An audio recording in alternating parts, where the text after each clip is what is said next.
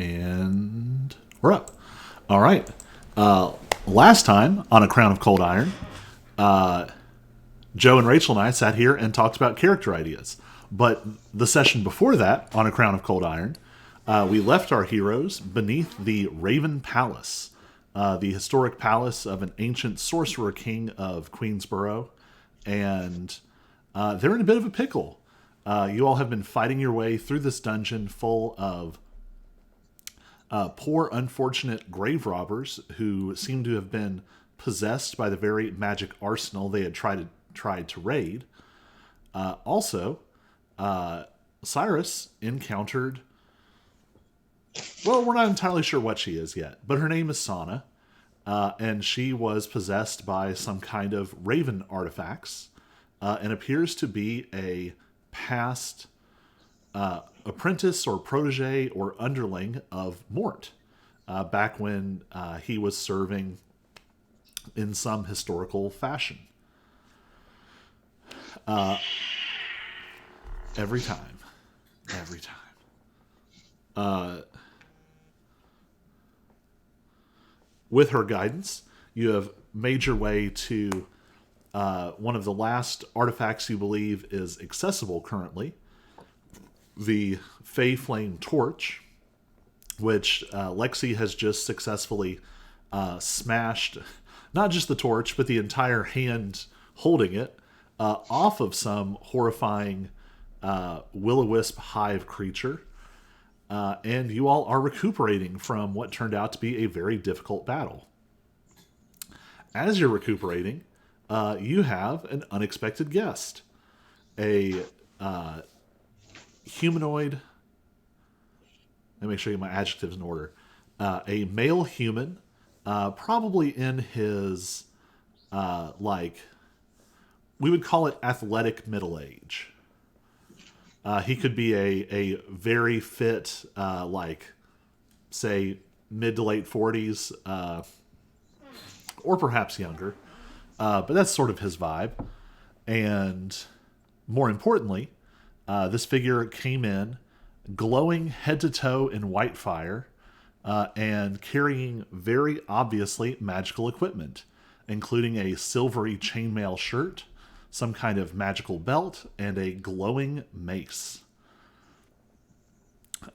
Drawling, he complimented you all on your fight, and we pick up with y'all are in pretty bad shape. Auric is in fact unconscious, having been healed, but previously having used one of his new artifact features and being unable to get up for another 15, 20 seconds or so. Yep. Well, now that sure was one hell of a fight, but y'all are looking a little beat up now. Now, see, I was wondering who else might be down here, because I went and checked out that chapel thing back there, and I know it wasn't any of my guys who beat the big blood sword sucker. So I was thinking maybe there's someone else down here. Maybe they're friendly. And then I come walking down this hallway, and what do I find?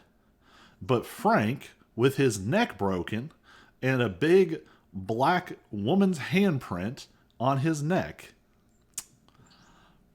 Now, that doesn't strike me as something friendly people do. So I guess this is my question for y'all. Are y'all friendly? Wasn't he already dead? No, Sana killed someone almost right before you walked into this room. Okay. A one of the Kingsguard walked out of a room carrying, examining some magic sword they had discovered, and she done broke his neck. Yeah. Technically, she cast inflict whether or not wounds. you attack first. Cyrus will say, several of your compatriots who would definitely have died to the sword are alive because of us.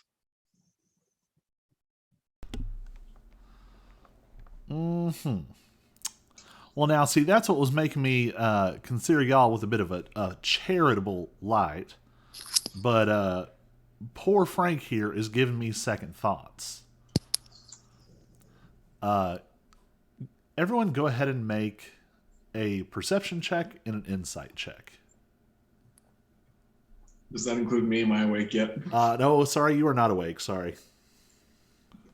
So I guess I just mean Lexi and Cyrus. Ah. Okay, I rolled a 21 in perception and a 5 in insight. 23 perception and 12 in insight. That works pretty well. So this sort of makes sense.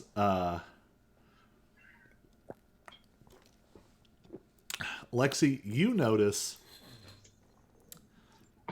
I mean, yes, obviously, this guy's covered in the hero light. Mm-hmm. And you can actually see this chain shirt that he's wearing. One of the sleeves isn't like missing, but it's almost like thinned out. There are like less links. It's almost like it's holding up, just sort of holding up a glove almost. Okay. And white fire is like rippling between the links up this arm. You also specifically notice this light looks somewhat different than what you're familiar with. Well, you said it was white instead of amber. Yeah, there's definitely a clearer, harsher edge to it. But it's noticeably the same power. You all have, you've been using this ability, you've been seeing it all the time. Right now you're literally glowing with it. And this it's the difference between the yellow soft light bulbs and the harsh blue ones. Yeah, he's an incandescent, or no, not incandescent. He's a fluorescent headlight in the middle of the night on a dark road, coming in your back window. As long as he's not an LED. Yeah. So you're noticing that. Cyrus, what you and Alex both notice is that Sana is not happy. Unfortunately, with Auric down, you all don't have a translator. Unintended consequences. Yeah. She seems pissed. Real mad.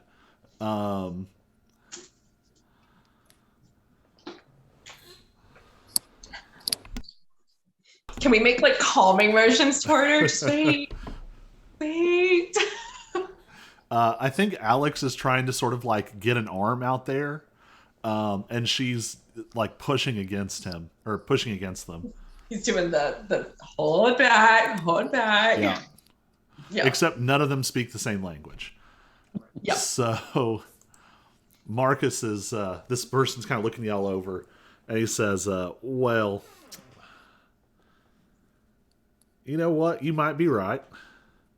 It might be that some of my folks are okay who might not have been otherwise. Now, I haven't been able to confirm with them. Our radios have been a little funny down here. But here's what I'll do. We're down here getting this stuff for the good of the humans of Queensboro.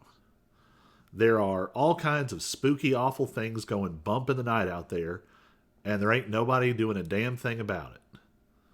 So here's what we're going to do. We're going to take all of this magical nonsense down here, and we're going to use it to keep the actual real, for real humans out there safe. As a show of good faith, if y'all hand over any of the magical doodads you found down here, well, I'll just take that as confirmation that y'all are friendly. And we'll all just walk out of here together singing songs, and it'll be a good time. No dice. Everybody... How do we know we can trust you to protect the humans properly? with these items. Do you know how they work? He kind of like looks up and down, and he says, I think I've got a pretty good idea how they work. And let's be real, ain't nobody else trying. Them musty wizards. Lexi grabs her grabs her stone out of her pocket to light up her arm and goes, funny, looks like I'm doing the same thing. Now, I'll admit, that is pretty impressive. Now, I don't know why you've got this jaundice look going on, but that's I don't all know right. why you're going in the dark like an idiot. Each their own. Lexi's pissed. Lexi is still raging at this point. So. It's not been a minute yet, so she's still going. Yeah, if I'm still unconscious, it's definitely not been a minute. Yeah.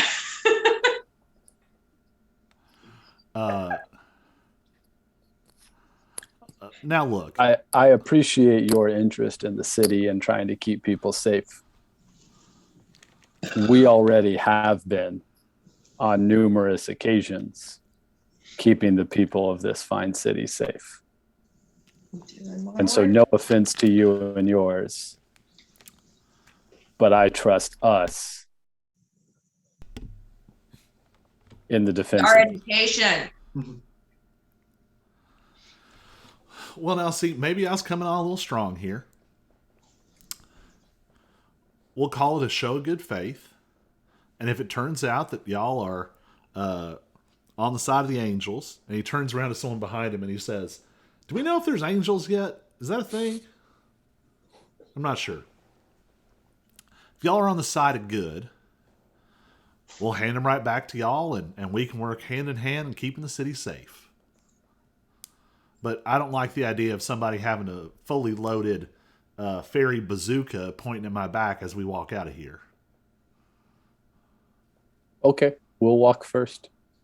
I am the fairy bazooka.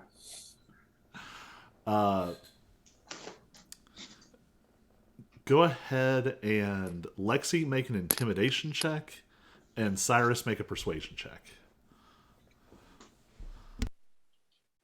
Oh, rolled a 4. 19.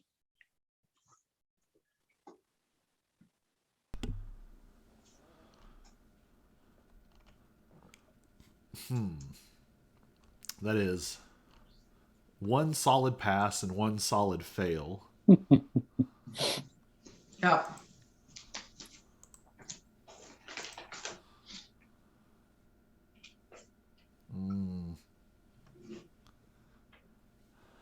Sadly, I do not get a bonus in intimidation when I'm raging.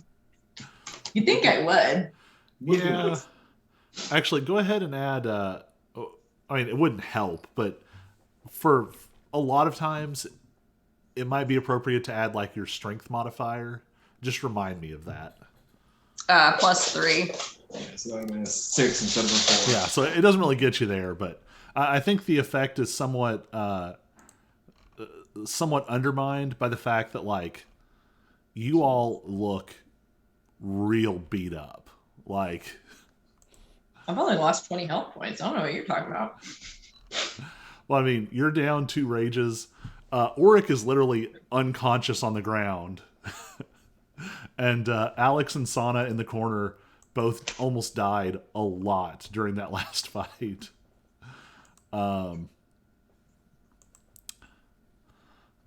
Cyrus,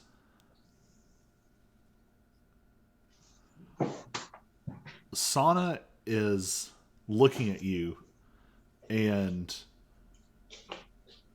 very frantically trying to, like, get your attention. She holds up the bag that she's been carrying, and she looks over at this person in the doorway, and then she throws this bag to you. What do you want to do?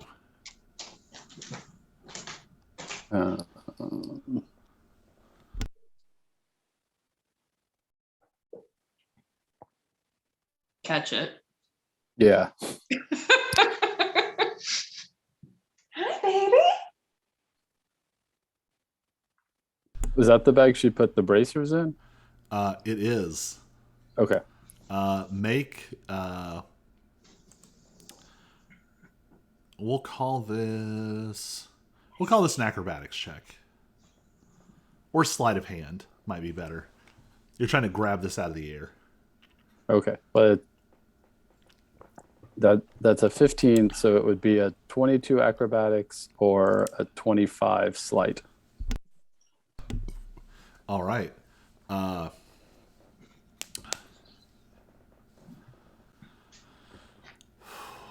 Now make a wisdom saving throw with disadvantage. Oh boy.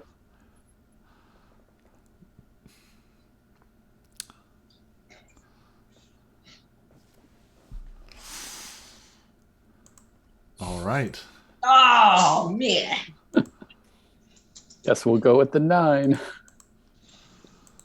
going to drop a couple of things in your inventory.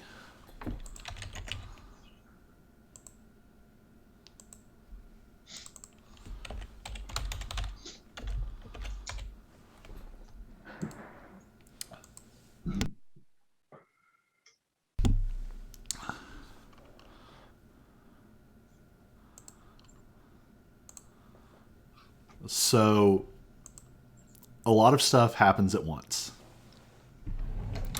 So, you all are trying to sort of maneuver this situation with this human man standing in the doorway. Lexi is literally and metaphorically raging. Cyrus is trying to be the voice of reason.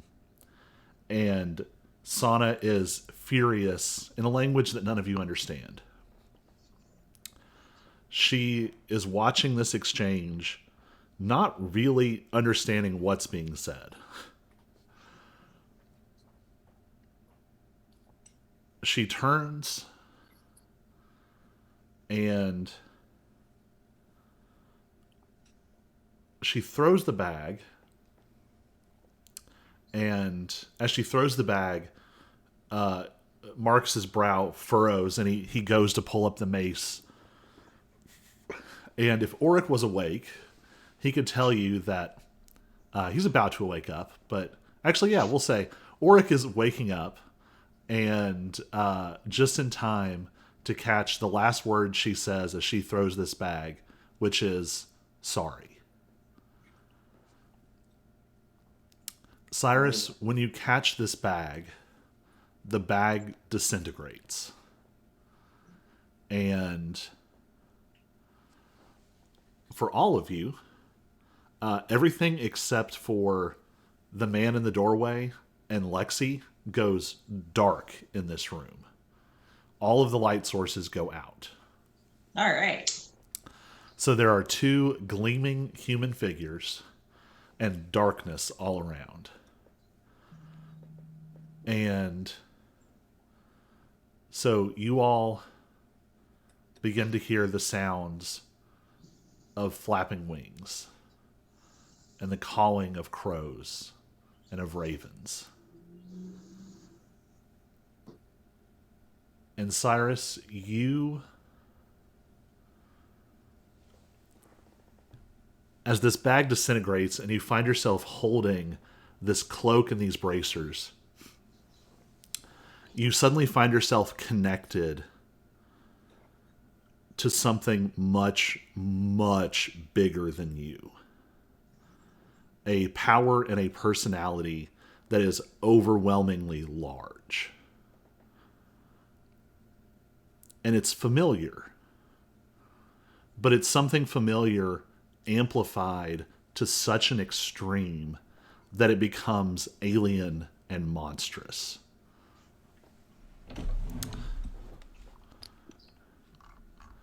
And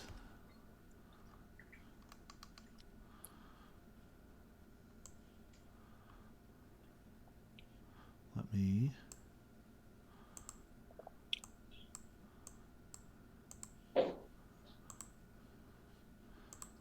make a new character on here real quick.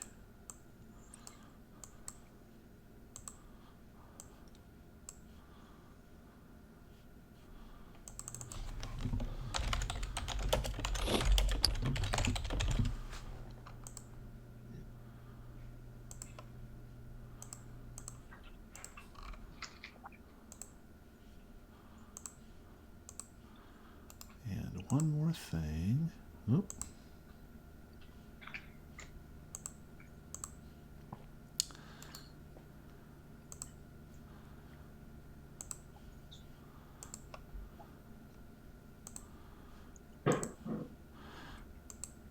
Okay.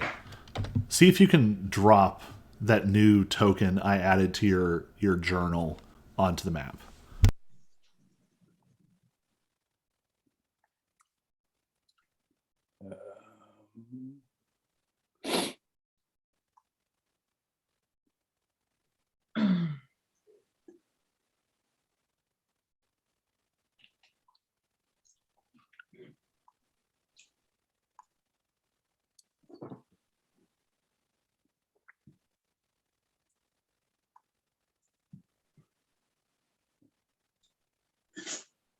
Is it supposed to be that big? It is. Okay. Oh, Lord.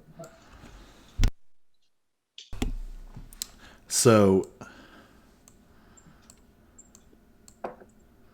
oh, whoops. I probably just made your whole world dark, didn't I? Mm-hmm.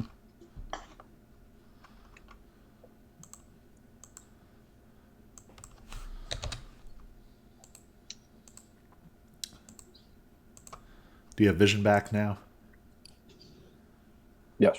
Okay. So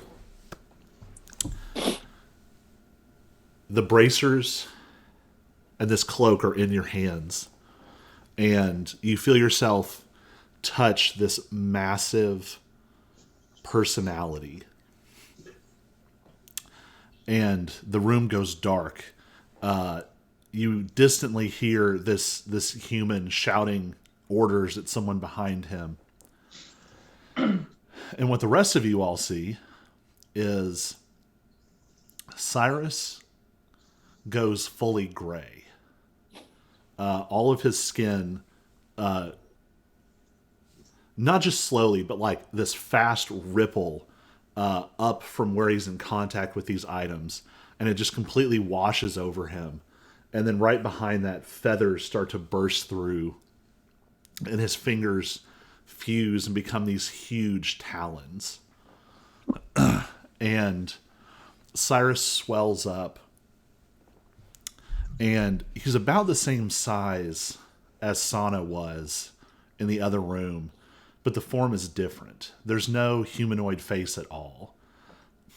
This is just a massive, black, distorted, monstrous raven. So,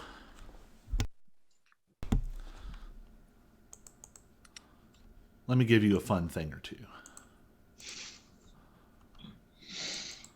And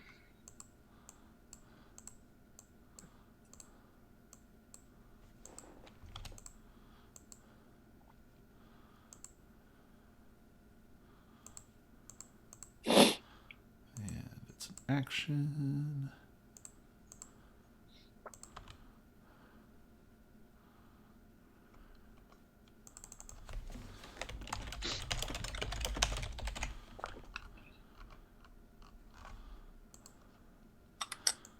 All right.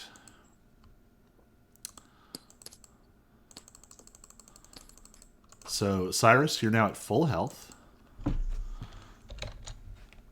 You have 100 temporary HP.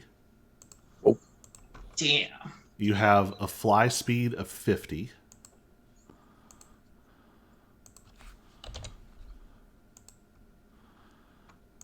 And you have... Oh, nope. Something went wrong. There we go. You have a Talon attack that does 3d6 damage. Okay. But also, you are possessed of an incredible desire to chase everyone out of this place. You don't necessarily have to kill them, but you urgently need all of them to go away.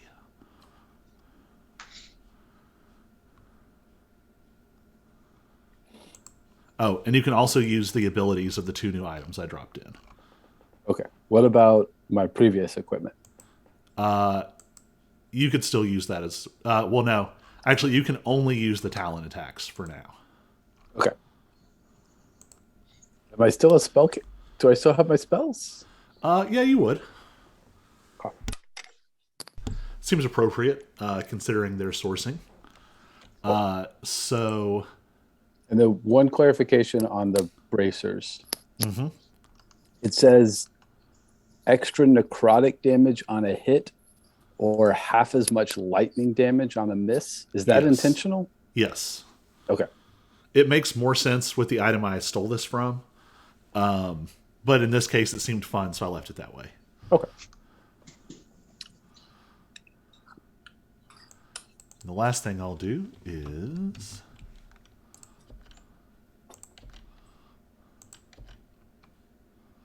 Yeah, I was about to say, for the rest of us, the room is dark. yeah, I'm also going to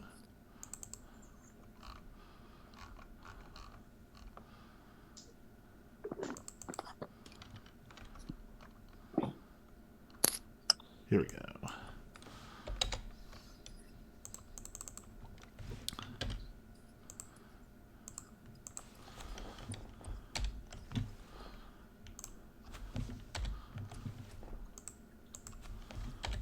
There we go. So, this man standing in the doorway and Lexi are emitting these small auras of light. The rest of the room has gone completely dark. And in the faint edges of the light being cast by these two, everyone else can see this now massive feathered monster where Cyrus was standing. And I'm going to have everybody roll for initiative. Hey. 13! Nat 20! Noise. Not that that really gets me much. It gets you top of the order. That's true. 2. Someone else rolls even better. They have to have better initiative than I do. Because I technically rolled a 22. Yep.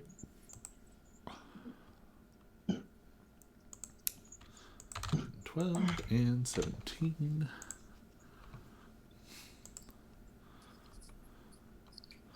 All right, Lexi, you are first. I'm gonna slap this southern bitch upside the head with my whatever I call it. A beer salt pack is what's stuck in my head, and I'm like, that's not what it is. My mallet. I don't even try to hide it. So let's see here. Oh, of course. I roll a 4. So 11. 11 is not going to hit. Also, you're not immune to the frightened condition, are you? I don't know. I don't think you are. I don't think I I am. don't think so. I think that's a berserker thing. Okay. As you get close to him, the light coming off of him, there is a pressure to it. Fuck. You actually, not that it mattered, but you make that attack with disadvantage. Okay. All right, you want to make another attack? Yes. So again, I roll with disadvantage. Yep. Or you can reckless to roll flat. What does that mean? It means that You would get just take that roll. it flat, but then every Oh. attack against you gets advantage as well. Oh. Let's see what I do. Well, fuck. I should have done that because I rolled a really nice one and then I rolled a 2. So All right. pissy boy frightened me somehow. So you run up covered in this brilliant light and you swing down and he just like bats it away with his mace. Now, let's not be too hasty here. And it's now his turn. Great. And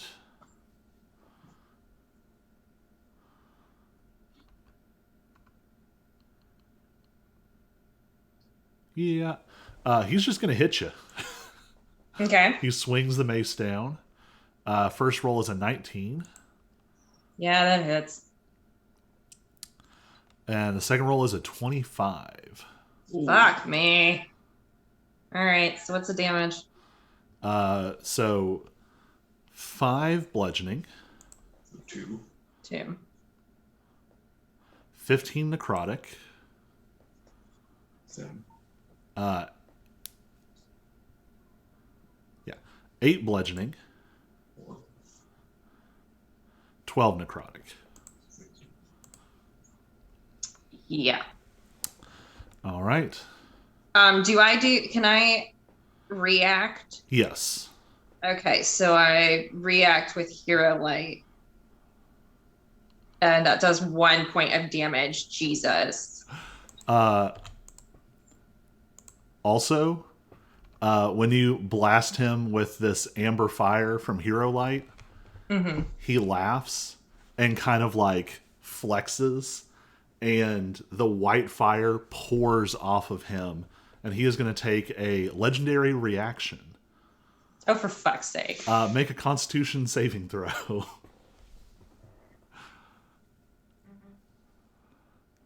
19. That's a success. All right. So you're going to take...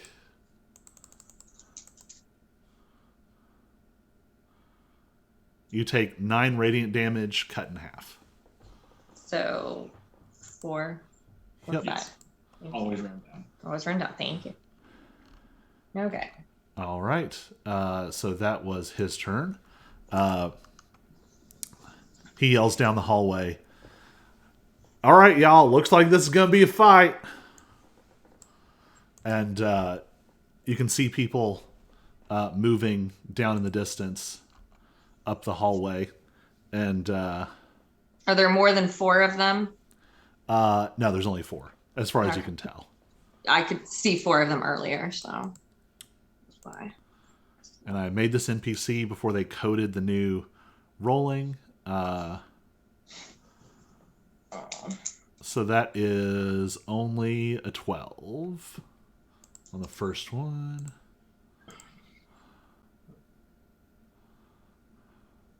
Uh, 18 to hit. Who's he hitting? Shooting at you. Okay. I was gonna say that's important to know because I don't know who you're talking to. Yeah, that hits.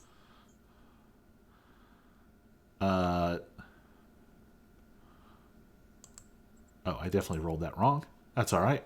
It was all the same. So 7 points of piercing damage, and you hear this loud retort as a high-powered, long-distance rifle is shot fairly expertly down this hallway and pings into your golden fire-colored shoulder. Okay. All right. And it is Sana's turn. Sana is in such bad shape. She She is better actually do something. She's what got us into this mess. she is real close to dead. It's her fault we're here right now. Well, Sana's gonna start by healing herself Good call. and rolls excellently. 18 points of healing. Oh, good.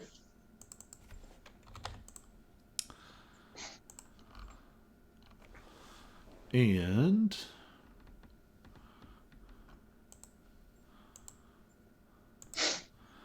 she is going to use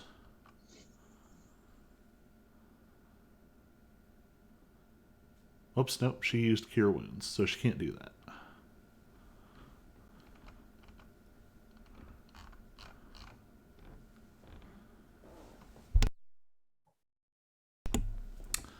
That's all she's going to do for now. Next up is Auric. Okay. So the first thing I heard upon regaining consciousness was Sana saying sorry, and then all of this happened. So I guess what I'm going to do as I'm standing up is look at her and just say, what the hell? This kind of happens simultaneous to her healing herself. You look over and she's just like bleeding horribly. She has all these like burn marks on her, and you see her take like a purple black glowing hand and press it to one of her wounds, and it starts to heal up. And she just looks at you and says very quietly, "They must not be allowed to leave with the items." All right. So I also know I heard a gunshot and saw Lexi take a hit. Mm-hmm. So I will move up enough to see the hallway. And why the hell not? Those four are the only ones we can see. Yeah. So Let's make sure they're the only ones. I double check this. Yeah, that guy's about to have a bad day. Oh, good. Where the arrow is pointing, Uh-huh. let's focus a fireball right there. All right. So basically to hit all 5 of them. Yup. All right. Everybody's going to make a dex save. And they all have different sheets because I'm a crazy person.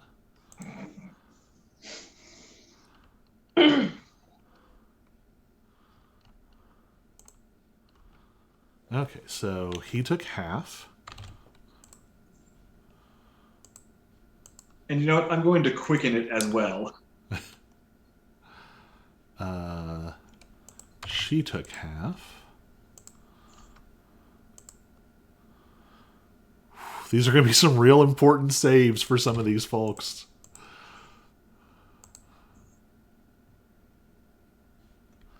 Jeez.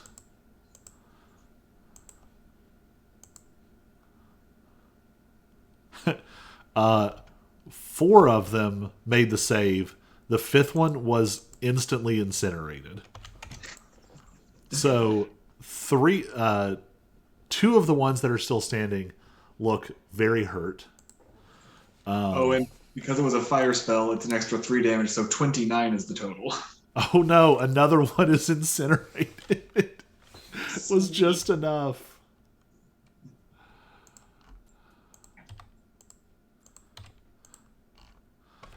All right, these 2 who are at the epicenter are fully gone. The one behind the markswoman is very hurt. She seems to be doing relatively okay. From your vantage point, you would actually have seen the fire kind of brushed was parted slightly by a much fainter hero light coming off of her. All right, Okay. So you quickened it. So what's next? Quickened it. So I don't like the fact that she kind of brushed that off. So I am now going to cast Firebolt at her. All right. That'll as Oh, That was a crit. Jeez. All And right. again, fire spell, so it'll be an extra 3 to what I roll. So that is going to be 30 damage. Jeez. All right. 4d10. I rolled 9, 6, 6, 6. All righty then. In that case, at the end of your turn, oh, nope. Tried to And then measure I will distance. also move 1 more to get behind Lexi. All right. Great. Ah, And squishy. I'm aware of that. all right. Marcus is, we'll just say it now. His name's Marcus. Is Okay. very displeased by all of this. And his rage makes this white light flare, and you see it get brighter and brighter, and then it becomes fully like incandescent, and he's just a humanoid silhouette of light, and there is a pulse. Auric, which form are you in? Human. All right. So everyone needs to make a wisdom saving throw, Oh dear. and Alex, Sana, and Cyrus will make it with disadvantage. But it didn't help you. I rolled a 17.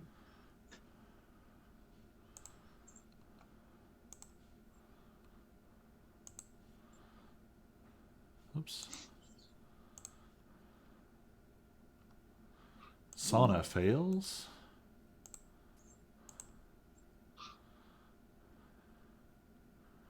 And Alex fails.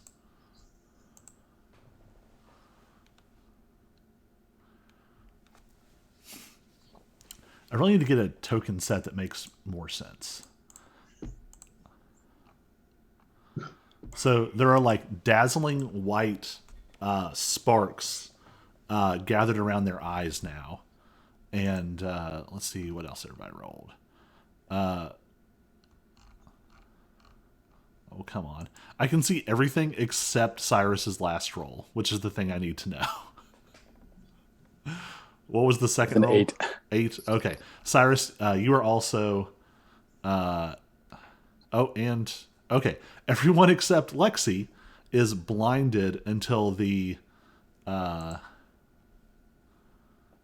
end of Marcus's next turn.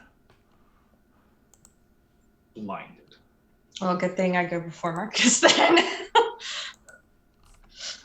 All right. Nine. Alex is going to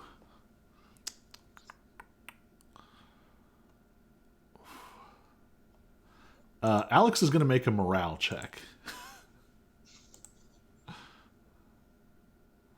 All right. Alex wouldn't run away and leave you in a lurch, but they are also not. Their training in a situation like this is to get out of trouble and not die as like the highest priority. But instead of that, they're going to try and even the playing field by casting Fairy Fire on Marcus.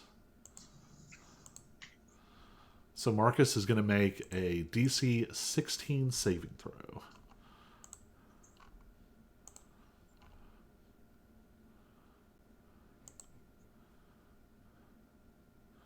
Oh my gosh. Hold up. Can she do anything about this?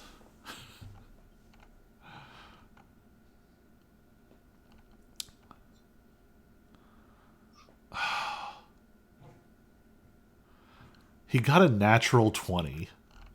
Oh, frick. He has a +0 and got a natural 20. Good lord.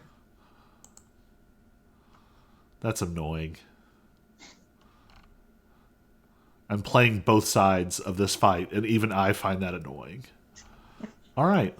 Deserve it. That was their action. And that's all they're going to do. At the end of Alex's turn,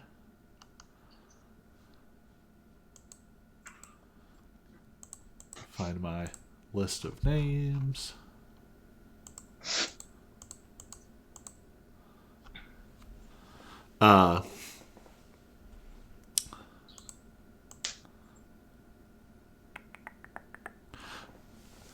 Marcus yells back down the hallway, "Tara, fire!" And the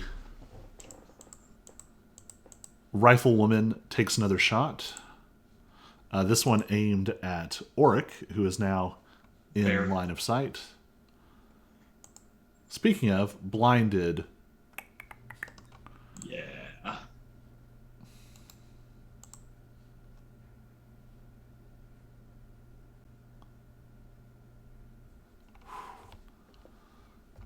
Stress myself out for a second.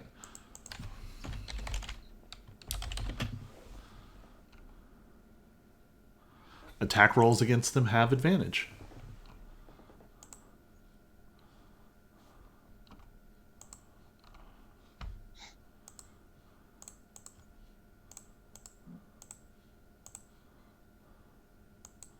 Which is good, because the first one is a 2. Second one is a 14. That is my armor class. All right, ties go to the runner.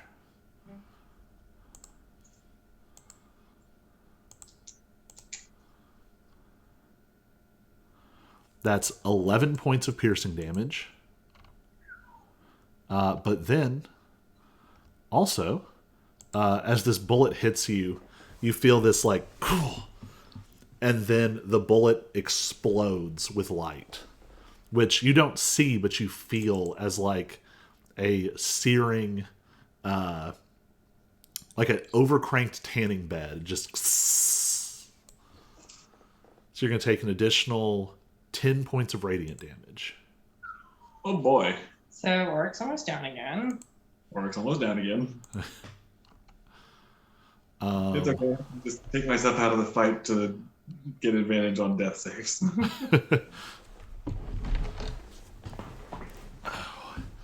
And this guy's gonna make a morale check because, all right, apparently Marcus is a really good leader, because this minion in the hallway is not gonna run, even though they probably should. So he is also going to crank off 2 handgun shots at Auric. Again, fair. Better deck, Oric. That's a 19 to hit. Oh god. Or sorry, that's a 20 to hit. Yeah, he's So I'm dead. probably going down again. Well, he is a weenie. Let's see how he rolls. 5 piercing damage. Okay, I'm at 2. Yeah. He is the weeniest thing left standing, so. Oh, all right. I feel like this is the perfect dramatic tension. Everyone else has gone, and in the corner has been this giant, seething raven creature, and now it is this echo of the Great Raven's turn. Kick the shit out of him, bird.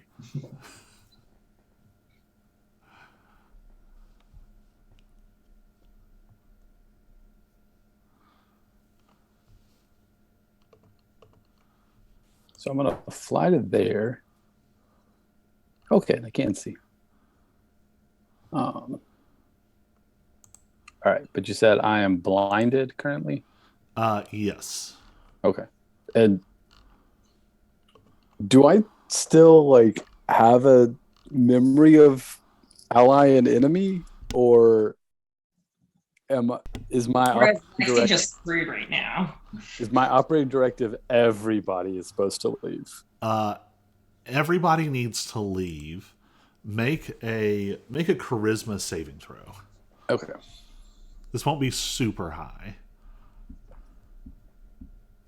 Well, I doubt my 3 is going to do much. Oh, this turn, you are maybe not distinguishing friend from foe very well. Okay. All right. Well, I'm pretty sure, at least this turn, human dude in the white light is probably still primary. He's brighter than I am. That's right. So, Not literally, just, well, literally, not like intelligently. Well, I mean, I wish there was a button to roll with disadvantage. You right click. oh, really? I know. I didn't know that for the longest time. It must be relatively new. Okay. Oh, you can also use that to set a crit damage roll. Well, missed the crit, but I got a 23 to hit. That'll hit, and you're going to deal sneak attack damage. I wasn't sure about that. All right, so it's 3d6.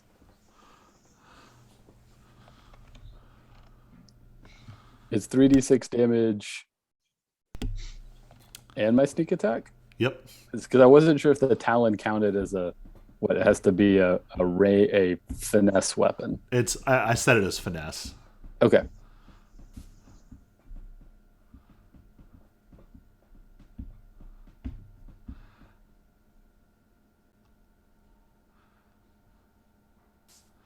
Oh, technically, when you have disadvantage, it doesn't do it, but we're going to ignore that for this round.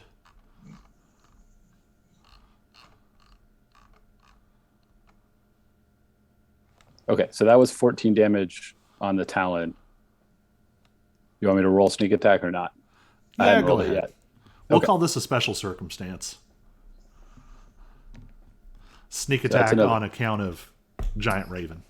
So that's another 10. So a total of 24. All right. Marcus screams out, "Holy crap!" as this giant raven, just massive, swoops out of the darkness. And what's maybe more horrifying is that these talons, like, there are talons on the feet, but these raven wings are, like, not quite right. They have taloned hands at, like, the peak of each wing.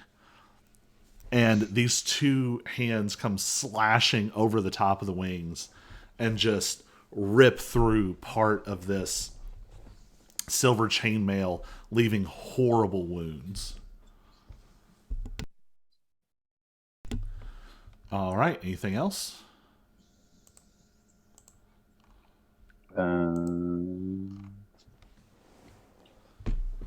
No, I didn't think to hex, so I don't have anything else to do on a bonus action. All right. In that Doesn't- case, I don't think the Raven's going to try to hide. actually, if you want to, I'll allow it Okay. for reasons.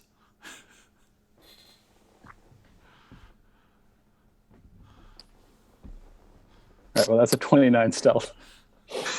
So, The Raven hides.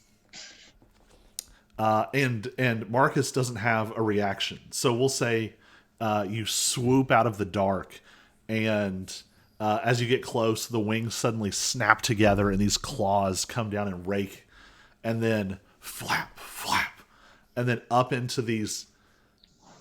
You all know, like, this room was only like 10 feet tall. And now they're Maybe 12. And now the dark canopy above seems to go on forever, and this great raven just vanishes into the shadow with the sound of giant flapping wings. And we're back to the top with Lexi. All right. So let's try this again. Better luck this time with the slappy slappy. Wacky wacky. Mhm. Oh yeah, crit. 27. Oh, jeez. All right.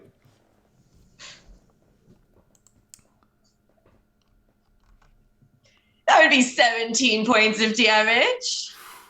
And go ahead and roll the extra. Did we say it was acid or poison? Or is it your choice? I don't know. The booze damage. The booze damage? Yep. Okay, where do I roll that? 2d8 acid damage. 2d8. Okay. Let's find my d8 and 2. Nice. 14 acid damage. Cool. Hi, kitten. Guess what? Mommy just made a critical hit. Oh my goodness. She beat up a bad guy. When your damage rolls look like attack rolls. All right. So go ahead and make your next attack. That's right, because you get two. Nope.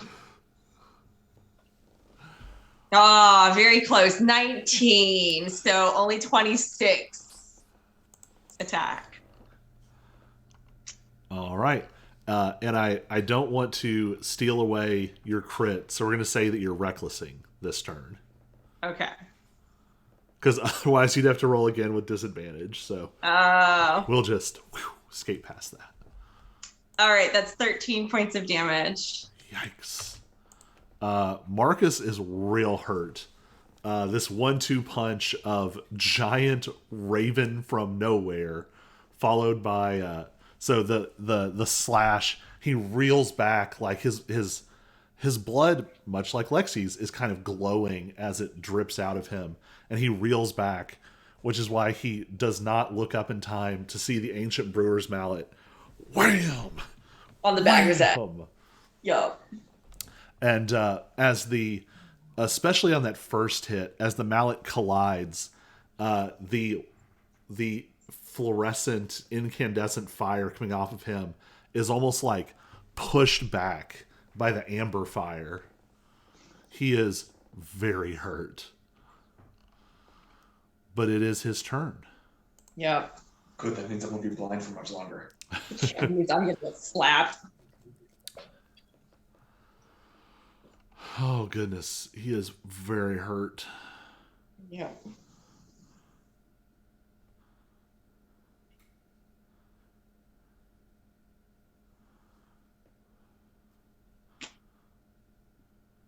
Don't look at that live.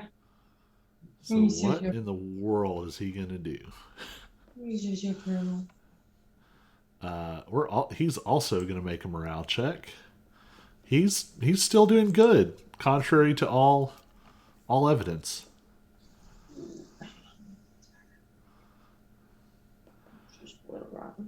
He is going to cure himself. Aww. Yes.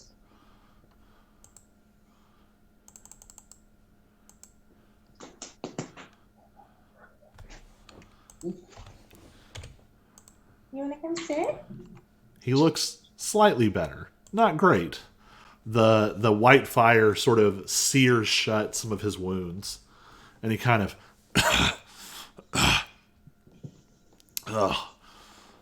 and that's his turn. Oh, good. Yeah, I really debated, but I feel like a real person would try and save their own life rather than just hurt you all. That's Yeah, fair. true. And it is the shooter in the hallway. And she is gonna shoot. She's got a very tactical mind. She's gonna try and drop Auric. Because he Fair. is probably the biggest deterrent to them getting out of there.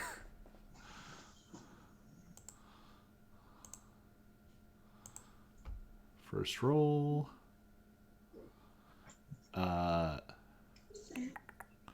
15 to hit. That hits. I'm going down. Bye, Auric. Let me roll Nice for seeing you crit. again. No crit. Does 5 damage drop you? Yes. I won't Yes. bother rolling then. So the gunshot rings out, and Sorry, Maisie stopped our video. Auric goes down again, and the next shot is aimed at Lexi. That's a 16 to hit. God damn it, that hits. Because she doesn't know where the giant raven went, so Yeah. So that is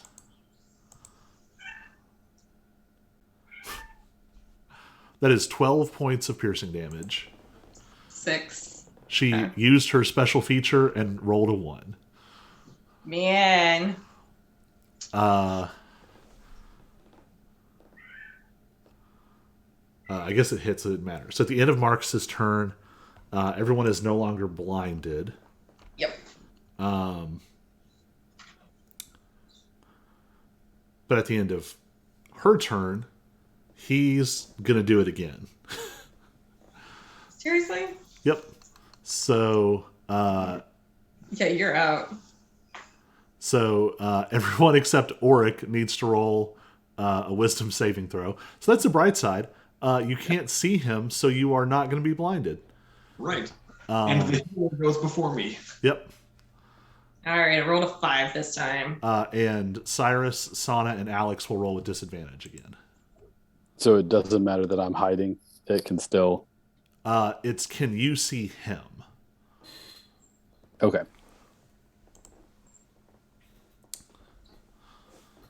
So she got a 21, but then she got a 9.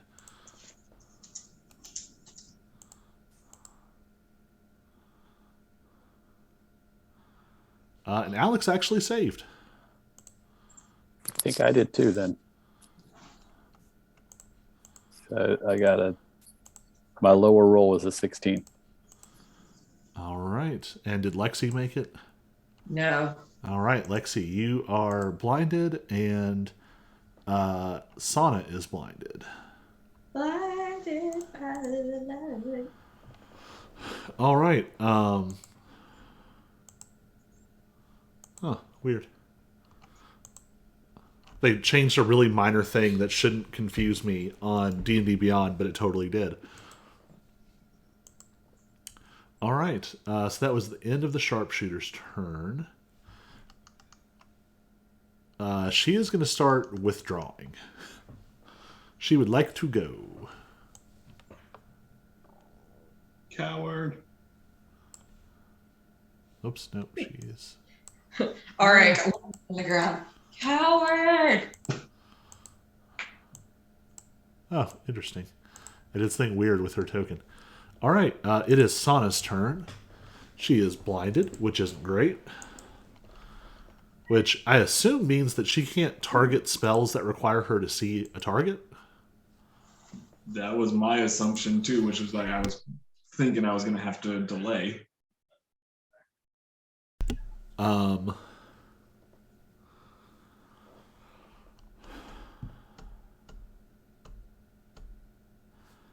So, Auric, you are once again plunged into this dark space.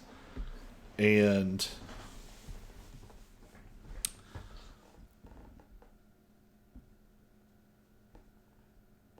you worry that you're getting a little too familiar with this.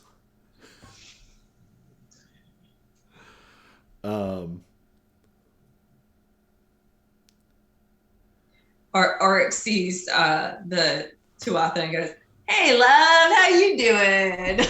Hi, Mom. I forgot my lunch money. Good to meet you here." Gives you a handful of coins, but the coins are screaming faces and human souls. At least they're not Chuck E. Cheese tokens. You have a vision. Because of course you do. You are standing at the outskirts of a village.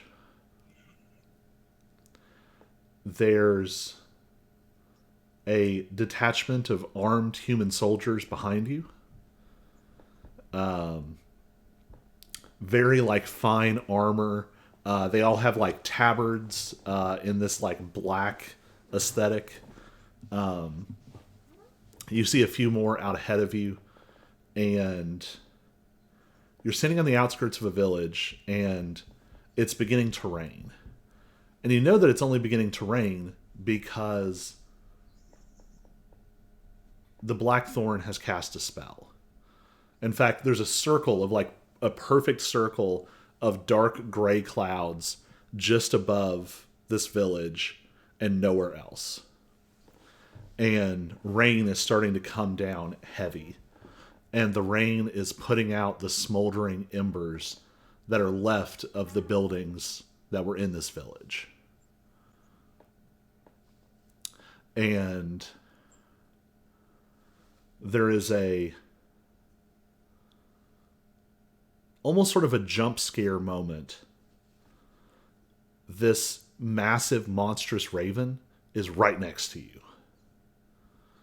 And then it's like your vision clears, and it's this tall, dark-haired figure. And they're just ridiculous with muscle. This huge, imposing warrior not even really armor in the traditional sense, more of just like a breastplate and then a mantle of dark feathers and a cloak. And he's standing beside you, sort of grimly observing, and occasionally he looks up above, and you can see the dark spots of ravens flying in circles. Not sort of a natural pattern, but almost purposeful scouting, flying perimeter around the area. And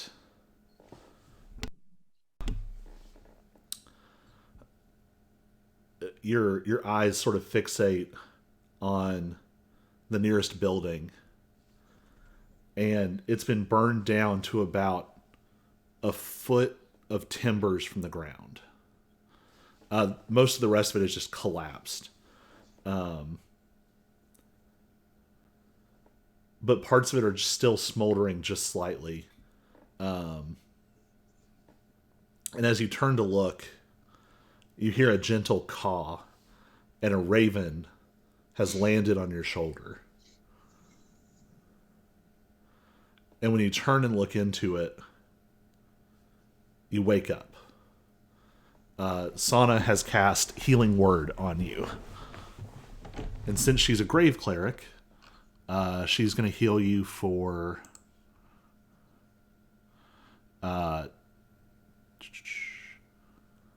12 points.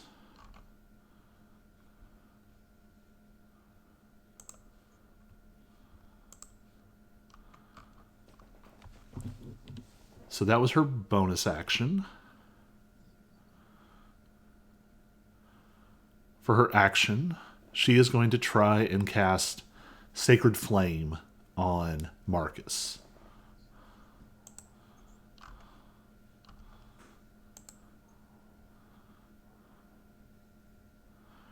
And he is going to save. This crackling purple-black fire flies off of her hand and is scattered by the white fire on Marcus. And at the end of her turn... no, nothing's going to happen. Auric, it's your turn. You are alive again with 12 hit points. I am alive again with 12 hit points. Getting real sick of this. So I immediately... I don't think I even need to stand up for this. I just launch Scorching Ray at Marcus. All 3 rays will go at him. All right.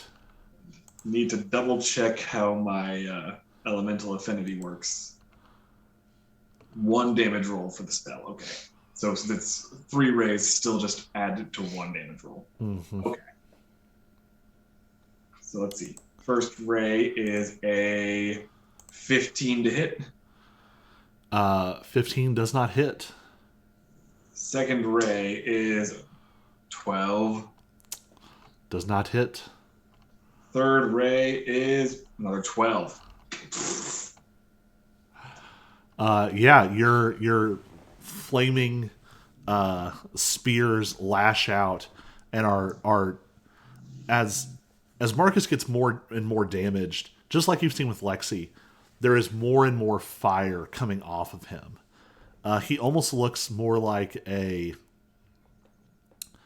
like the fire is contained inside of him, and the more hurt he becomes, the more it's like flaring out, like it's under pressure and it's starting to escape.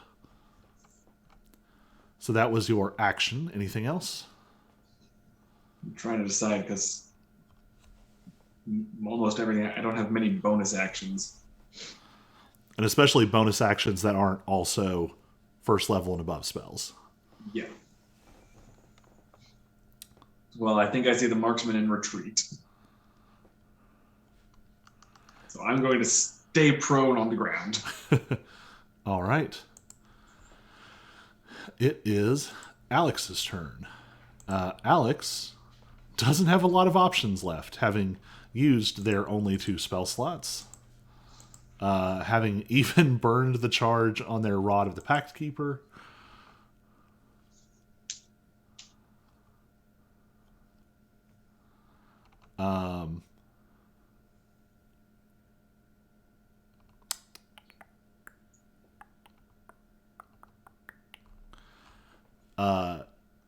Alex is going to become invisible.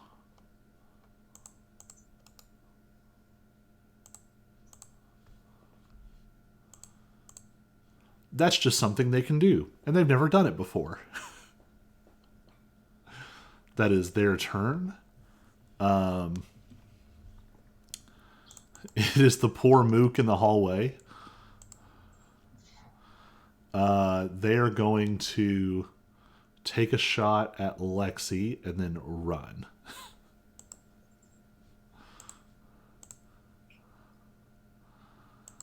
Lexi is blinded, so they'll roll with advantage. Nope. Very scattershot. Just like he's just emptying the clip and not even looking and just running down the hallway. One Peg's orc. All right. Two dead people. And then it is the Great Raven Echo's turn, who is ominously looking down the hallway. Well, she did say they're not supposed to leave here alive or with the Nope. stuff. Yeah, not supposed to leave with the stuff. I think they can feel like you're measuring the hallway registers as like malicious killing intent that they can feel on the back of their neck. Just for fun, roll another charisma saving throw just to see if is it Cyrus or the Great Raven that is mostly steering this turn. All right. It's the bird. All these folks gotta go. The bird. Duh, bird.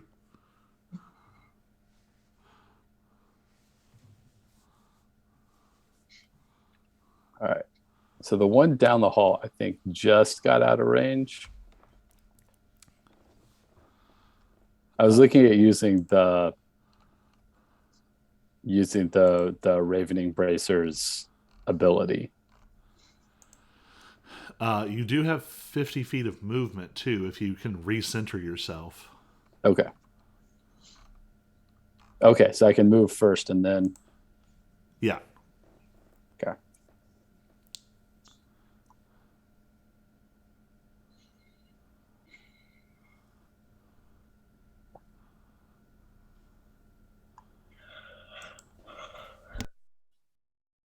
Cool. Yeah.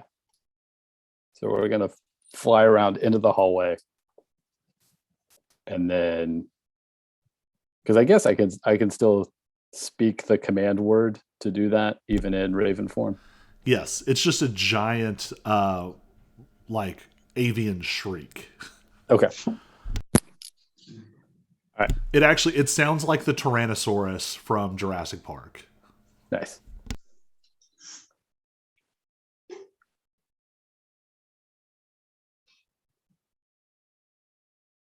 All right, so we're going to do that. I don't know, in moving first, do I still gain a benefit from hiding the turn before? I don't see why not. Okay. So am I making all 3 attacks at advantage? Yes. Okay.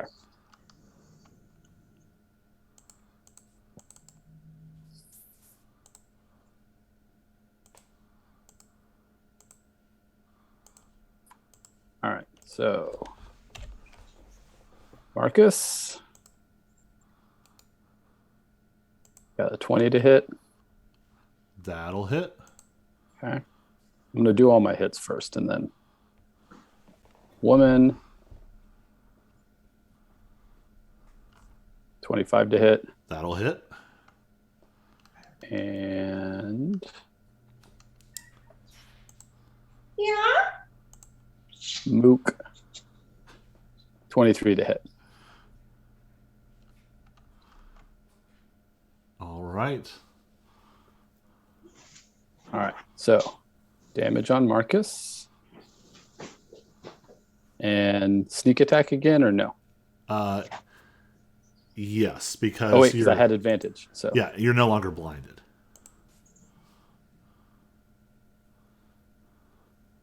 all right. So Marcus takes a total of 20 damage. And did you include the extra from the bracers themselves? Oh, no, I did not. So that's 2d8 necrotic. Mm-hmm.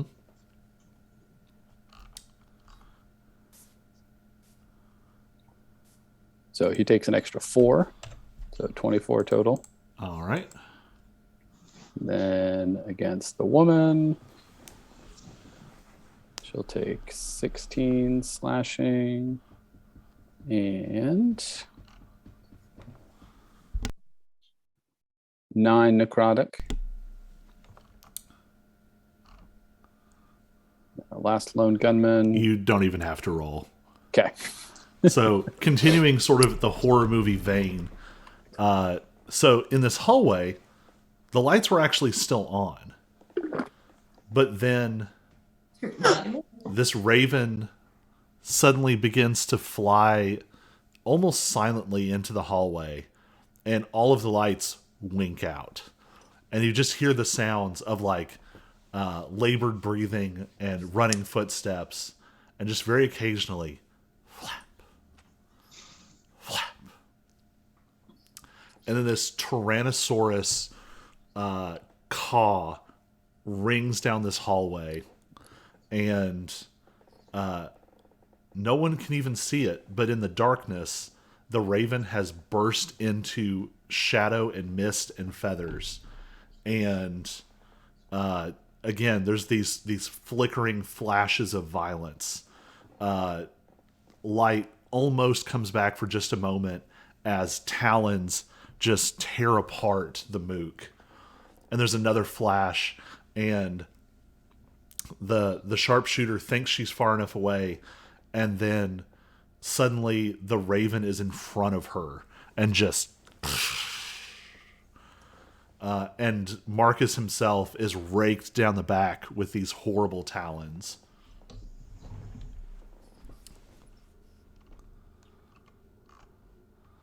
So he is the last man standing. Okay.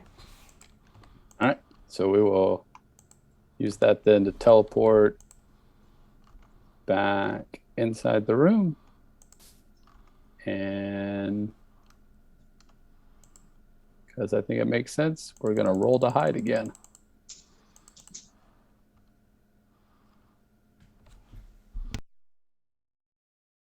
Oh, probably not. That's a 12. You've actually got so much of Marcus's glowing blood on your talons that like you're up there in the shadows, but the talons are dripping, glimmering white blood down into the room. It's like some glow in the dark star type thing. Yeah, Glow in the dark light. it's somehow worse than either being able to see the raven or to not see the raven, because it's every so often just drip, and it's like liquid stardust falling as the sparking blood hits the ground. All right. And we are back to the top with Lexi's turn. All right. Well, I might be blinded, but I also know Marcus hasn't had a chance to move yet. So I'm going to aim for where he was. You can also do Reckless to offset your blindness. Okay. So it gives you advantage to counteract the disadvantage. Yeah, Okay, so you're so- rolling flat. Okay, I'll roll flat, and that's 25 to hit That'll hit. and 14 points of damage. Whew. He is in very bad shape. Okay. Do I get to roll again? Or Yeah. Okay. That's a 12. It does not do it. Does not do it. All right. Then it is his turn. Yep. Oh, he's in bad shape.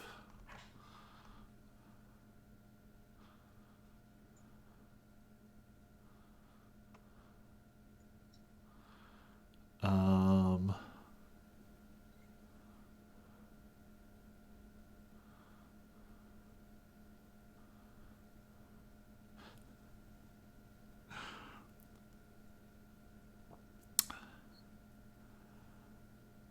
Everyone roll an Arcana check. 18. 19.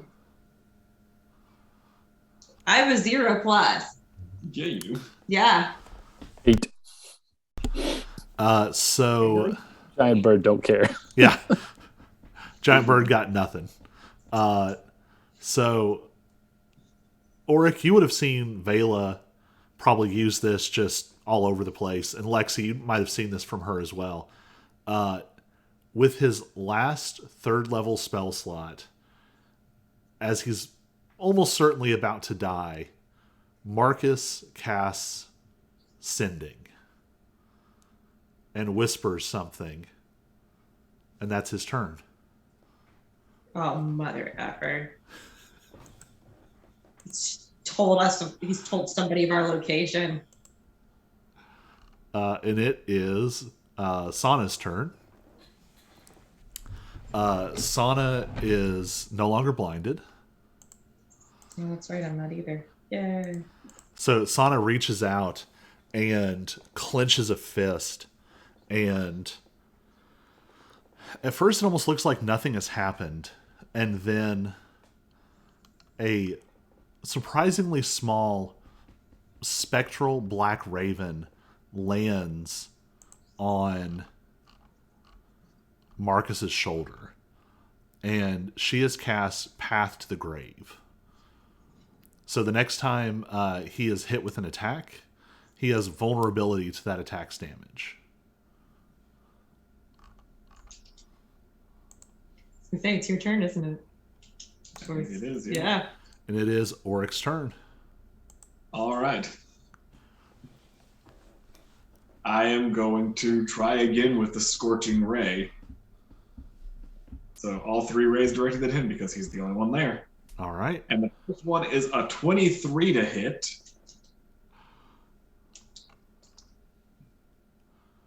So he's vulnerable to it, and I get an extra 3 damage on it because it's the first fire damage in the spell. Get 2d8. And 2d8 because of the mallet. Because he's covered in alcohol, so he's extra flammable. Cool. So He's got a crispy. we're going to have to start doing some math. This is going to be a big number. So let's see, can I do it this way? 2d8 plus 2d6. Yeah. Roll it.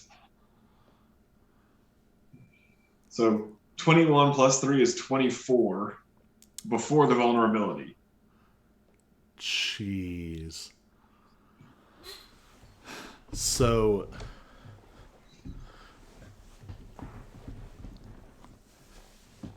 We got some cup rice fried chicken going on in this place. so there is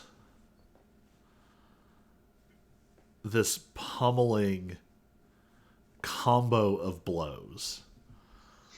The Great Raven has flickered up and down the hallway, just not just eviscerating, but fully like dividing people.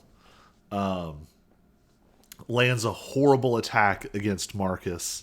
He reels back. He's still covered. There's flickers of Lexi's amber fire, like almost dripping through the white fire. You probably couldn't see it unless you were close. Sana channels Path to the Grave, and this raven that's sitting on his shoulder suddenly lets out this disconcertingly loud caw. And he flinches for just a second. And Auric, how do you finish him? This ray of fire comes off straight off my fingers, and as he's reeling back, it just hits right in the jugular. there in the jugular, popping it open and also instantly cauterizing it. Ouch. He's thirsty. All right. And then the few rays I just allow to dissipate. Chicken. So this fire just rips across him, almost less like an open flame and almost more like a laser. Just and he reels back, clutching his neck,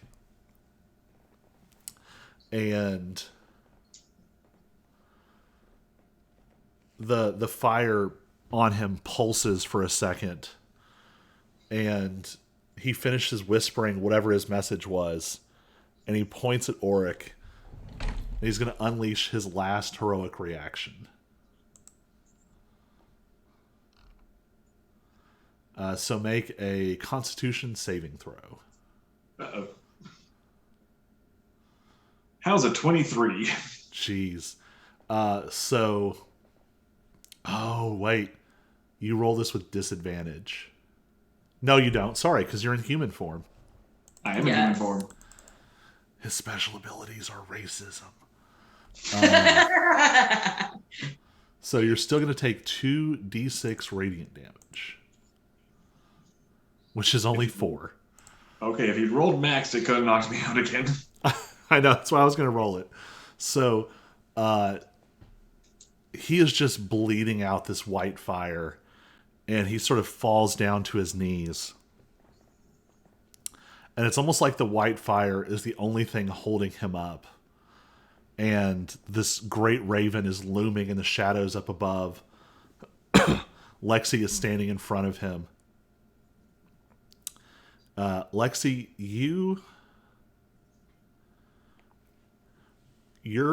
the palm of your right hand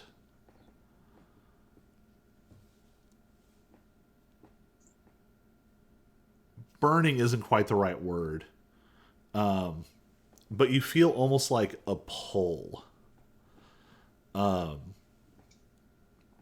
and all of this white fire that was coming off of him is suddenly ripped away, and it streaks up your arm, and as it sort of heads upward, the white fire is sort of absorbed and turns that golden amber color, and your aura flares up, and suddenly he isn't bright or light or burning at all. He is just a very, very, very injured person bleeding out on his knees.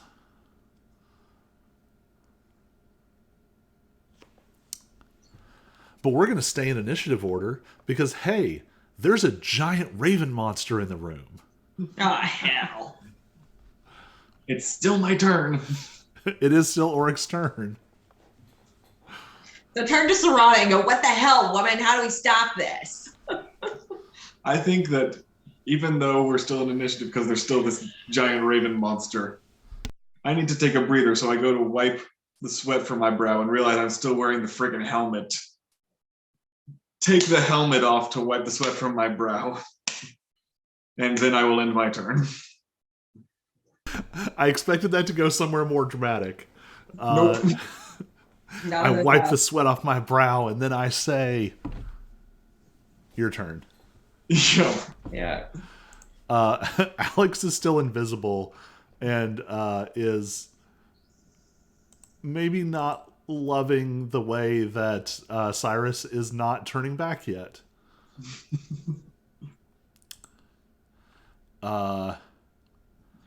And you hear their voice just kind of spill out from nowhere. Cyrus, buddy, are you okay? Can we get clean up on aisle 3? There's blood dripping everywhere.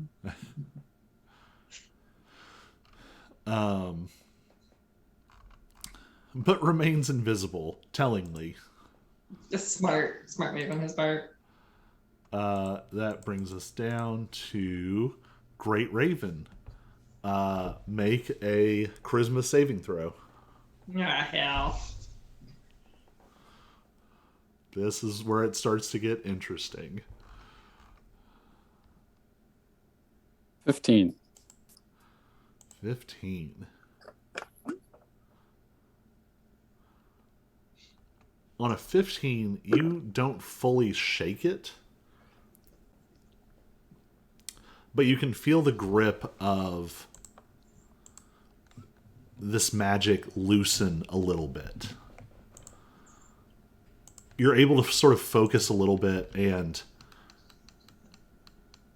on some deeper level, you remind yourself, like, these are your friends. This is Alex you've known your whole life. But you're still a great big angry raven monster. What do you want to do? Can I talk?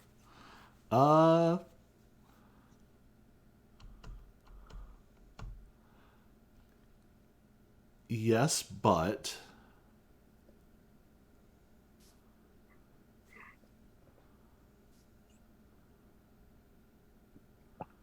yeah, we'll say with your save, you can talk, but it's almost like the raven speaks in a different language. It's neither a language that you understand, nor is it the one that Auric has been speaking. It's actually the language that Sana was speaking that Auric did not understand. And so Line here. Have Well- a translation. so those words come out like very loudly, and underneath, very faintly, you all can hear Cyrus speaking in common. Okay.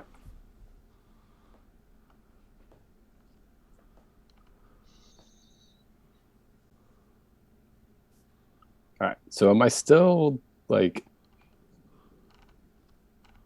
do I have an urge to attack something? Or with my save, can I pull that back? You pull it back. You can pull it back for this turn, Okay. but you're very much aware that that's not necessarily a permanent state of things. Okay. This could get better or worse next turn. Yeah. Okay. So I think what Cyrus will do is drop down to the floor and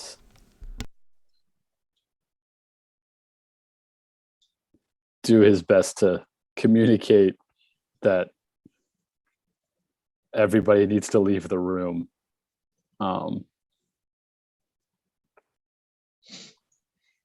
Uh,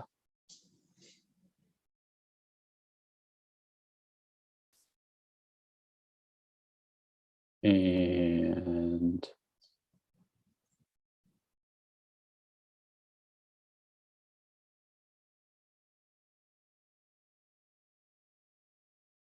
start the next turn.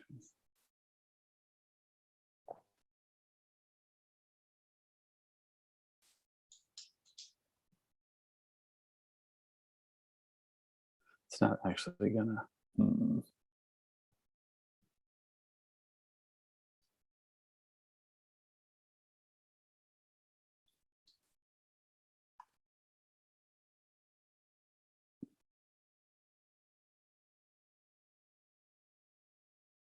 And maybe we'll just fly back a bit.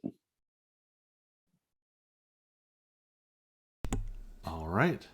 I was thinking about doing the splitting thing, but I'm not sure that actually helps us any. So, and Maybe, I don't maybe it would be 3 medium-size raven monsters. right. All right. So that is the end of the Great Raven Echo / Cyrus's turn. It is Lexi's turn. You all are all also aware or reminded. All the torches in here are out, but the darkness is no longer like magically dark. And you can see that the Fey Flame torch is still glowing on the ground where it fell in between the row of cells. I guess I'll go pick it up. All right. Carefully, trying to avoid Bird Cyrus. You And his- are going to have to pass Bird Cyrus, which is Yes. probably okay for this turn, Yeah. but we'll see. Although I don't know, because maybe Ark should do that because he won't have to pass this far. But let's I mean- see, how far can I go? I can go 40.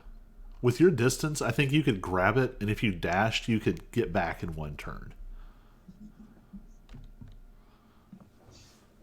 You're spinning? I don't know how to do that. How do I point?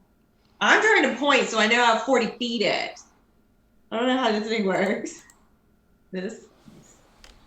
So.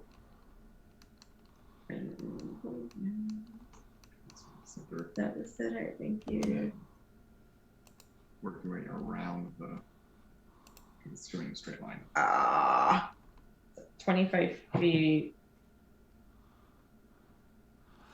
You could get it in one move. Okay, then I'll go do that. Good, that's what you have. So if you can get it in one move, you can dash and get it and come back. Select that. There you go. Yeah. So that'll be your turn. Yeah. So get it and can dash back. Yep. There we go. That worked. And I'm going to drop... Oh. There we go.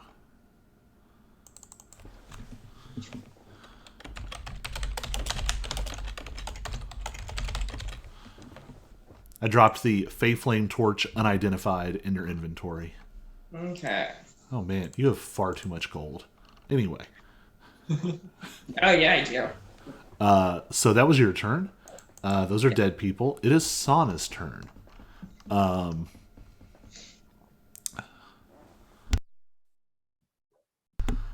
Sana is sort of backing carefully towards the door and saying in a very like calm, sort of neutral voice, "We need to leave. The Raven Spirit won't be calm until we're gone." And so she's just going to be backing out of the room. Okay. It is Oryx's turn. Okay. I will follow translating. That's All right. 6. Yes.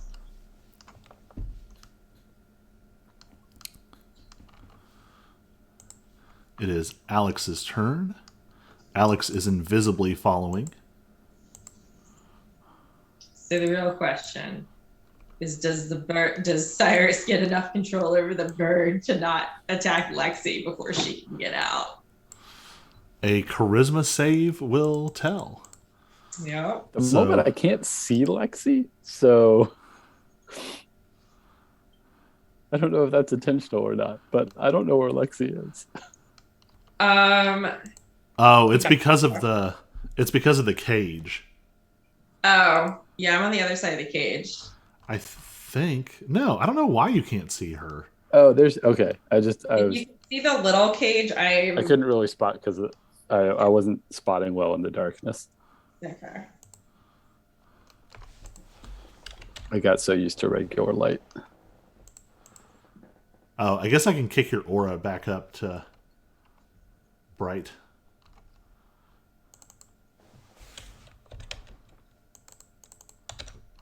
Because you shine like a torch. Oh yeah, I do. All right, so on Cyrus's turn, charisma saving throw. All right. Let's see what we got.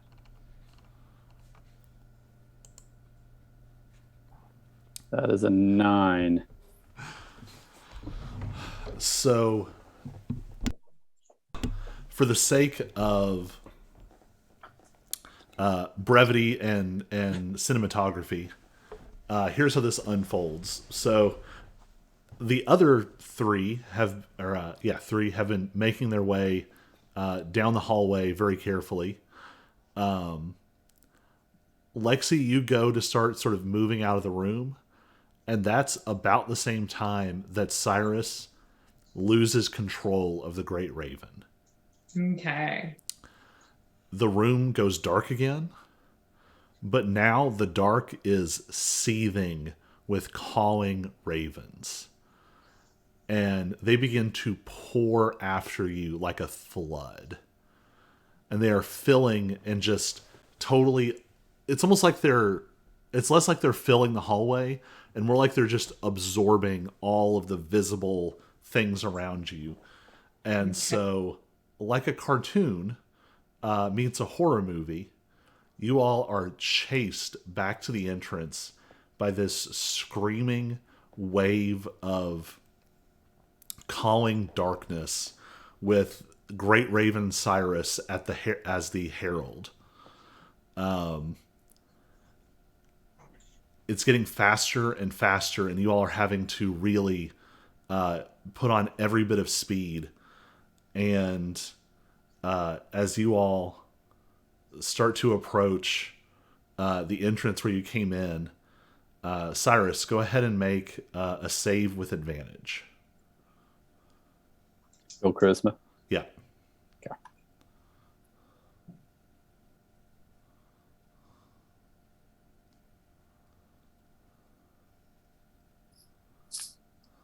$12. Whew. So Sana hardly looks back. She just runs right out. Alex is invisibly looking back anxiously and then leaps across the threshold. Auric, how are you exiting? Like Sana, only a bit less elegant and more panicked. All right.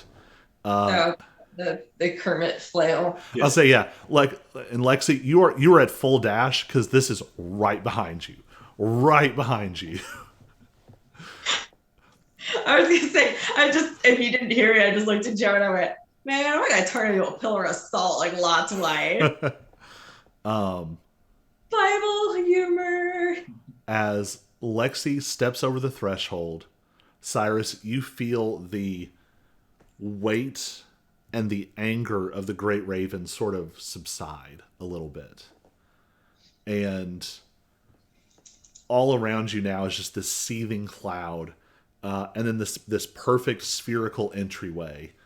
And everything else is darkness and feathers and calling. And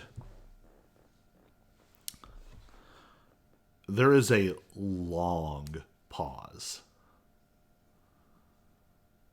The four of you are standing out there. And you can still, it sounds distant now, even though it's not that far away. And you can still see this cloud of ravens. And inside of it, just far enough back, you can see huge, glassy black eyes staring at you.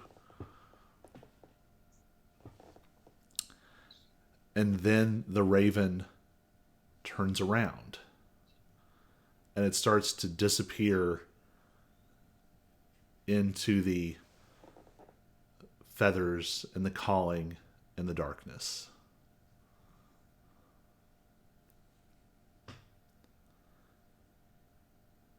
What do you all do?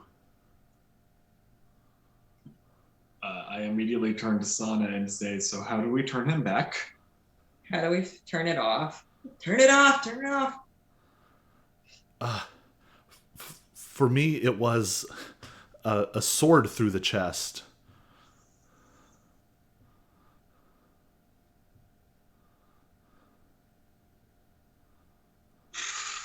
Well, So- that doesn't sound good. So you're saying that you don't know how to turn it off and we just lucked out with you? I was in there for 1400 years. I Okay. clearly don't have a great idea of how this works.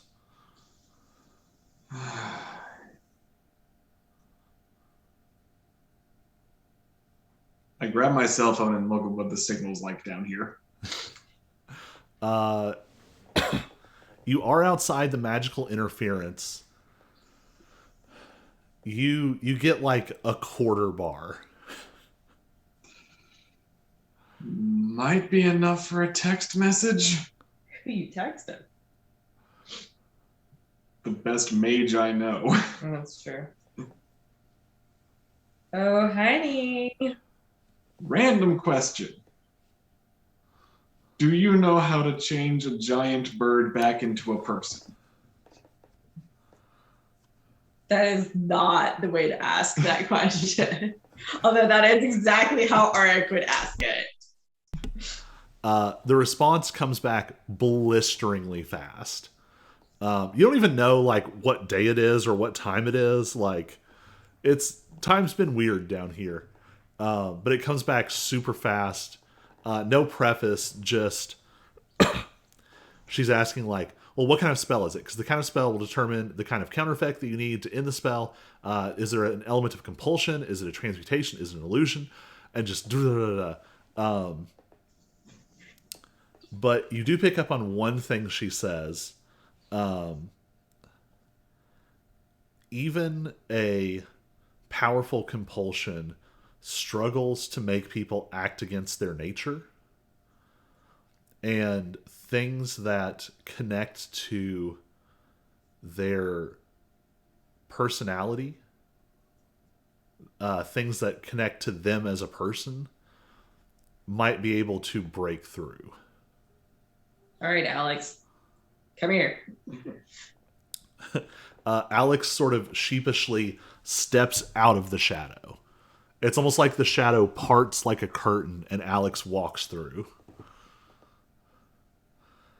So what are we going to do? We can't just leave him in there. Definitely not. Calm him down. Talk to him. Tell him. Talk about memories. I don't know. Hey, buddy, remember that time we did such and such? Okay.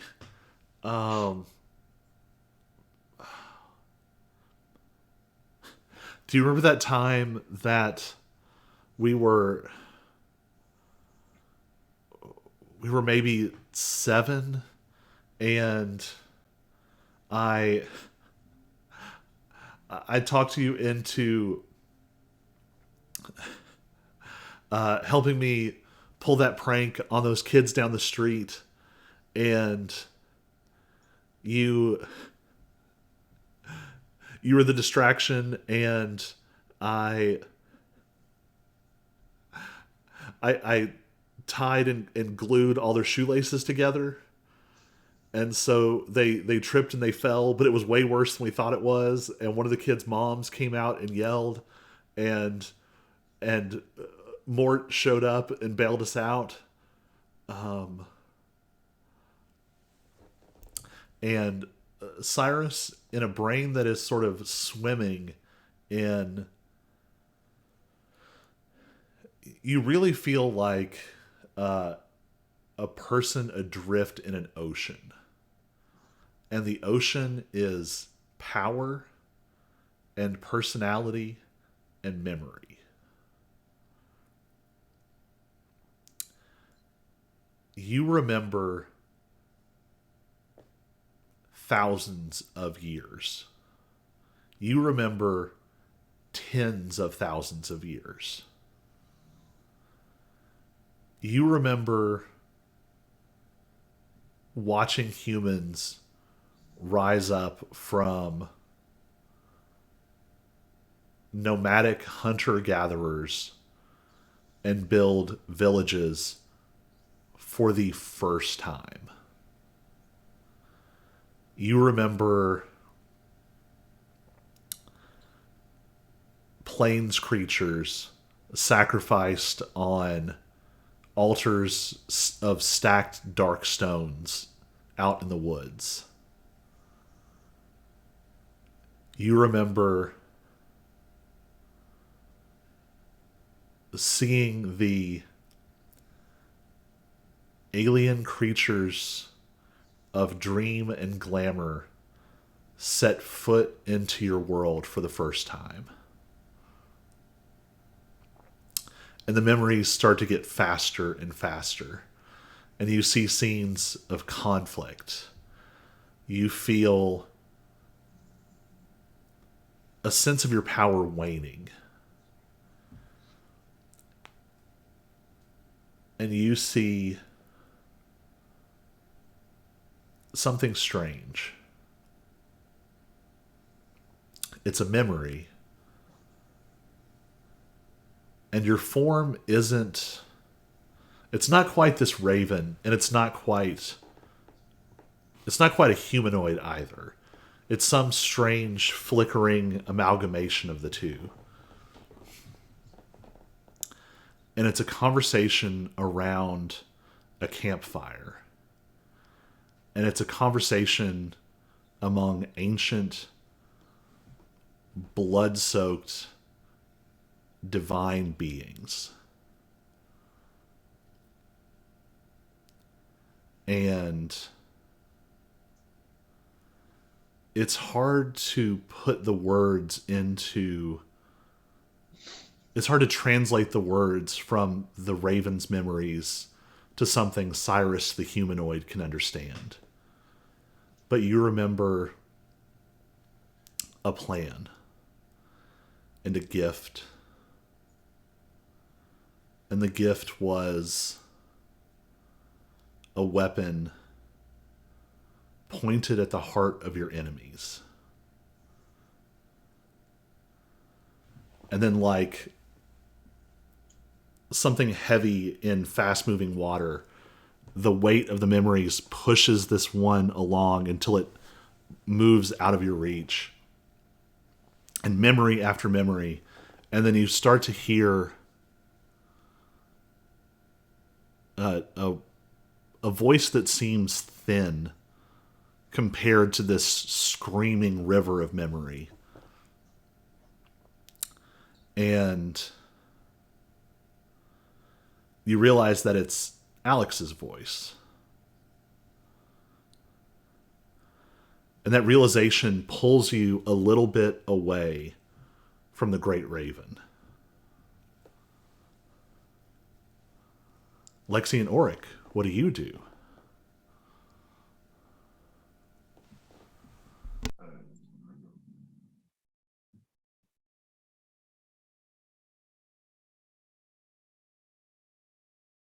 Hey, Cyrus, you still owe me a beer. I don't know.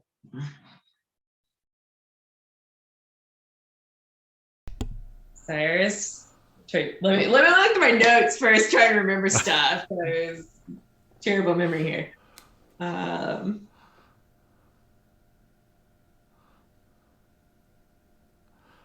First thing I looked at was the magical bidet from the Blackthorn family.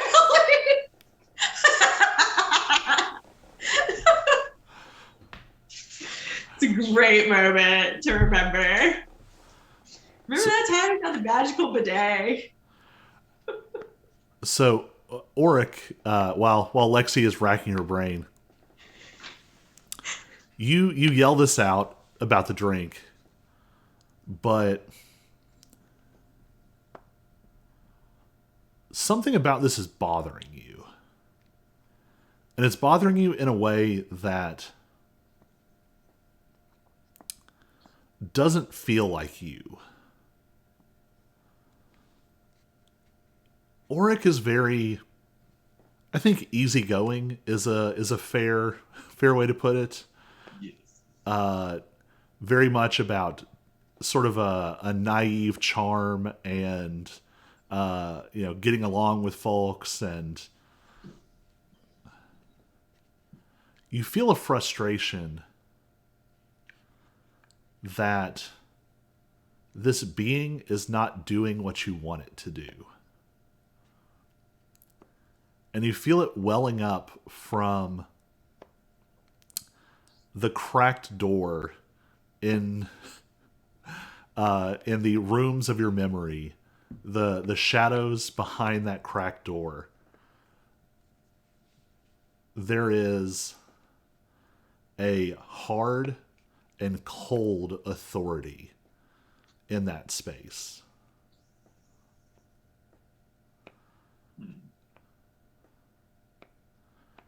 You don't request things. You don't speak gently. When you speak, it thunders, and people listen, and they respond, and they do what you say because you have the power to make that happen.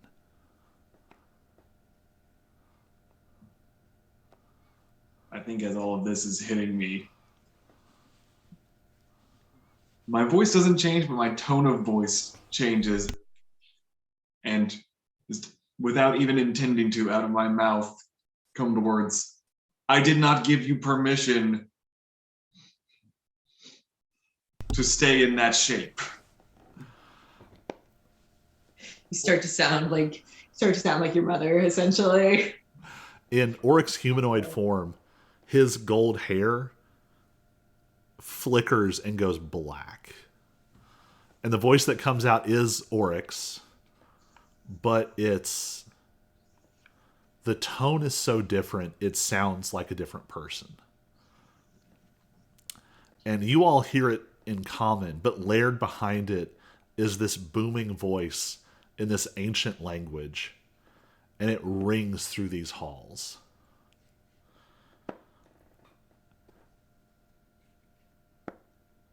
And as it rings through, Lexi, you are pulling on all of these memories, all of these connections you formed with Cyrus. You've welcomed Cyrus into Luz. You've fought side by side. You have shared in the uncertain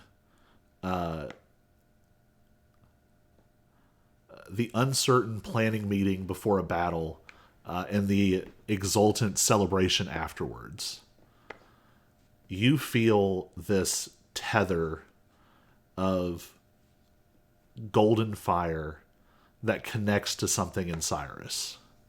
Something that is very much just Cyrus, not whatever this is. So this fire and this booming voice of authority and this gentle reminder of a wastrel and misspent youth, all of these things tangle up together. And Cyrus, you feel almost like a bungee cord has been yanked.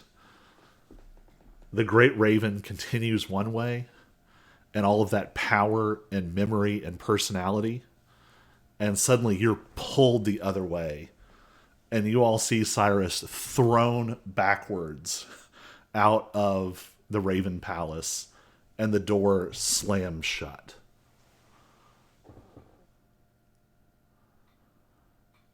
And that's where we're going to leave it for this week. All right.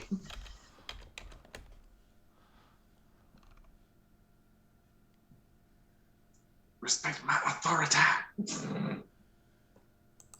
Yeah.